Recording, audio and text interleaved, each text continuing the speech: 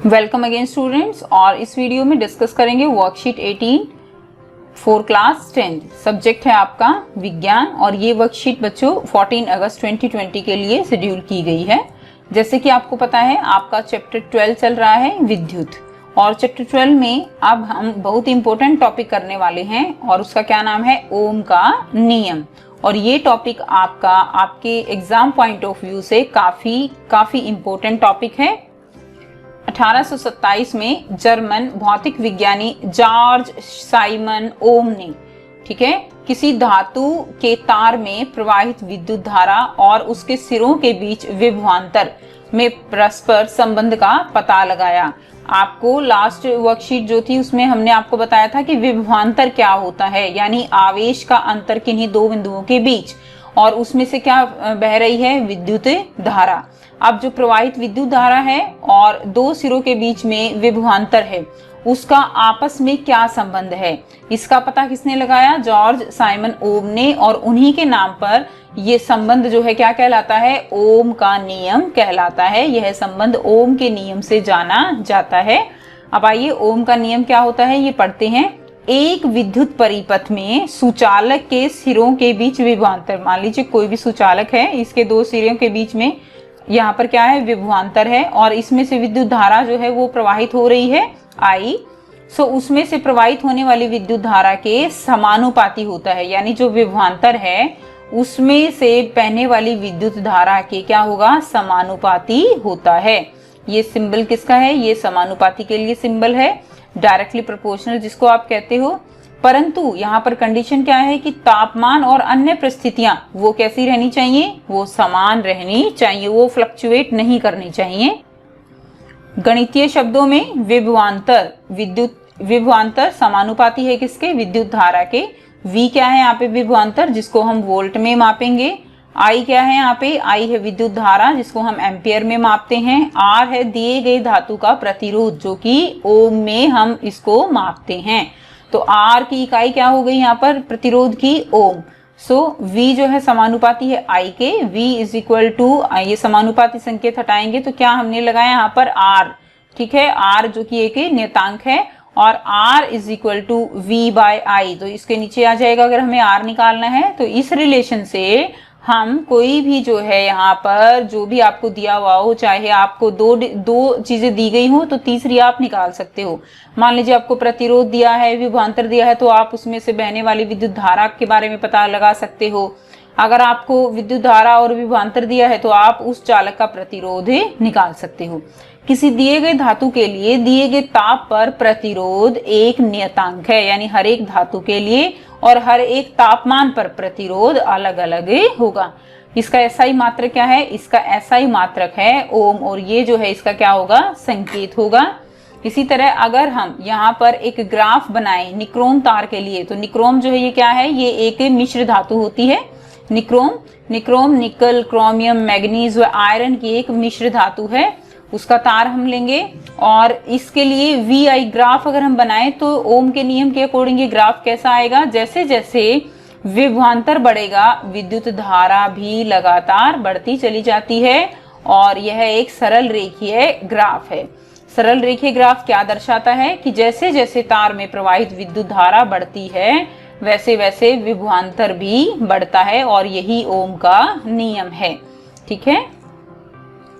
इसी तरह यहाँ पर I जो है आप विद्युत धारा निकाल सकते हो, यानी अगर आप देखो तो विद्युत धारा ये आप कह सकते हो व्युत्क्रमानुपाती है किसके, प्रतिरोध के। यानी अगर प्रतिरोध बढ़ता है तो विद्युत धारा कम होगी। वैसे भी आपको पता है कि अगर जो तार है उसमें से विद्युत धारा को कौन रोक रहा है, विद्युत धारा को बहने से जो रोक रहा है उसको, वो कौन है, प्रतिरोध। तो अगर प्रतिरोध ज्यादा होगा तो यानी वो विद्युत धारा को बहने से रोक पाएगा। इसीलिए अगर प्रतिरोध बढ़ेगा तो विद्युत धारा घटेगी, अगर प्रतिरोध घटेगा तो विद्युत धारा बढ़ेगी, जैसा कि ये दोनों एक दूसरे के व्युत्क्रमानुपाती हैं। अब यहाँ पर देखिए R का अगर आप यहाँ से इसकी वैल्यू निकालें तो 1 ओम, ठीक है। R यानी R को हम किससे मापते हैं, ओम से। तो 1 ओम किसके बराबर होगा, 1 वोल्ट और 1 एम्पियर। तो यहाँ से हम 1 ओम की परिभाषा दे सकते हैं। अब यहाँ पर बच्चों कुछ क्वेश्चन दिए गए हैं, काफी इजी क्वेश्चन है। चलिए उनको डिस्कस कर लेते हैं। फर्स्ट क्वेश्चन क्या है, ओम का नियम बताइए। तो ओम का नियम आपको यहाँ पर बताना है। इसका आंसर आपके जो है वर्कशीट में ही गिवन है, तो आप बता सकते हो इस क्वेश्चन का आंसर ओम का नियम वो क्या होगा। देखिए यहाँ से आप लिख सकते हो, एक विद्युत परिपथ में सुचालक के सिरों के बीच विभवांतर उसमें प्रवाहित होने वाली विद्युत धारा के समानुपाती होता है, यानी V is directly proportional to I and V is equal to RI। तो ये क्या है, ये ओम का नियम है। तो आप ये यहाँ से यहाँ तक और ये रिलेशन जो है ये लिखकर इसका आंसर लिख सकते हो। नेक्स्ट इसमें I, V और R में क्या संबंध है वो हमने आपको बता दिया। आप लिखिए संबंध, और V और I के बीच में ग्राफ खींचिए। तो ग्राफ भी आप बहुत ही इजीली खींच सकते हो। V ये I है और ये V है, तो V और I के बीच में ग्राफ जो कैसा होगा, ये एक सरल रेखीय ग्राफ होगा। नेक्स्ट क्वेश्चन नंबर 2, मान लीजिए यदि विभवांतर समान रखते हुए एक विद्युत परिपथ का प्रतिरोध बढ़ा दिया जाता है तो विद्युत धारा का मान क्या होगा। तो इसमें हमने अभी रिलेशन किया है, तो आप सबसे पहले लिखिए कि I जो है I is equal to V by R।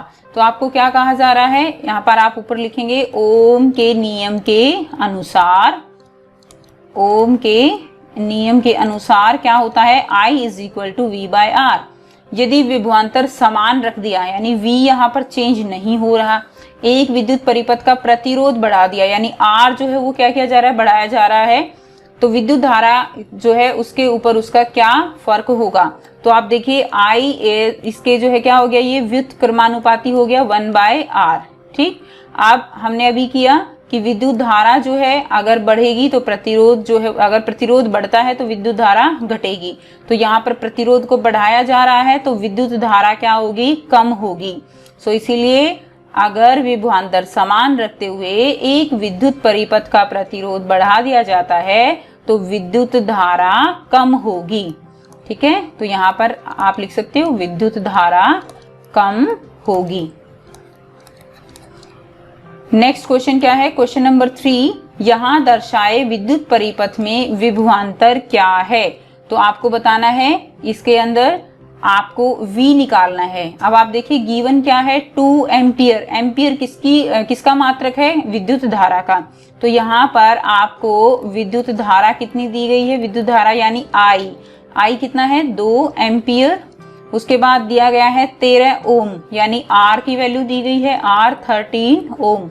Okay, आप ओम के नियम के अनुसार आप लिखिए, ओम के नियम के अनुसार V is equal to IR। आपको निकालना क्या है, यहाँ पे आपको V निकालना है।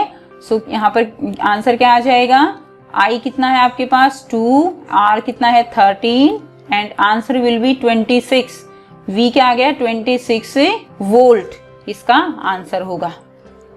नेक्स्ट क्वेश्चन 4, 5 ओम प्रतिरोध में यदि 10 वोल्ट विभवांतर है तो प्रवाहित विद्युत धारा का मान क्या होगा। तो फिर से यहाँ पर देखो बच्चों, 5 ओम यानी R कितना दिया हुआ है 5 ओम और V कितना दिया हुआ है आपको 10 वोल्ट। आपको निकालना क्या है, I निकालना है। फिर से आप ओम का नियम लगाइए, V is equal to IR। अब यहाँ पे I निकालना है तो I की वैल्यू क्या होगी, V divided by R। So I will be equal to, V का मान कितना है 10 वोल्ट और R कितना है आपके पास 5। तो आंसर कितना हो जाएगा, यहाँ से आपका आंसर आएगा 2 एम्पियर। ठीक है, तो आपका विद्युत धारा जो मान है यहाँ पर वो कितना है 2 एम्पियर। नेक्स्ट क्वेश्चन नंबर 5 क्या है, 1 ओम को परिभाषित कीजिए। तो देखिए 1 ओम को परिभाषित आप कैसे कर सकते हो, 1 ओम यानी 1 वोल्ट उसके अंदर विभवांतर हो और 1 एम्पियर विद्युत धारा अगर प्रवाहित हो रही है तो उस समय जो प्रतिरोध होगा वो क्या होगा, 1 ओम। जिस चालक के सिरों के बीच विभवांतर 1 वोल्ट तथा विद्युत धारा का मान 1 एम्पियर हो तो उस चालक का प्रतिरोध 1 ओम कहलाता है। सो 1 ओम बराबर है 1 वोल्ट बटे में 1 एम्पियर। सो ये थे कुछ क्वेश्चंस। और बच्चों आई होप आपको वर्कशीट क्लियर है। फिर भी अगर कोई प्रॉब्लम है तो आप कमेंट करके पूछ सकते हो। और कमेंट करके ये भी बताइए वीडियो कैसी लगी, अच्छी लगी तो लाइक शेयर जरूर कीजिए, चैनल को सब्सक्राइब कीजिए और बेल आइकन भी प्रेस कर लीजिए ताकि हर वीडियो की नोटिफिकेशन बच्चों आपको मिलती रहे। So thanks for watching.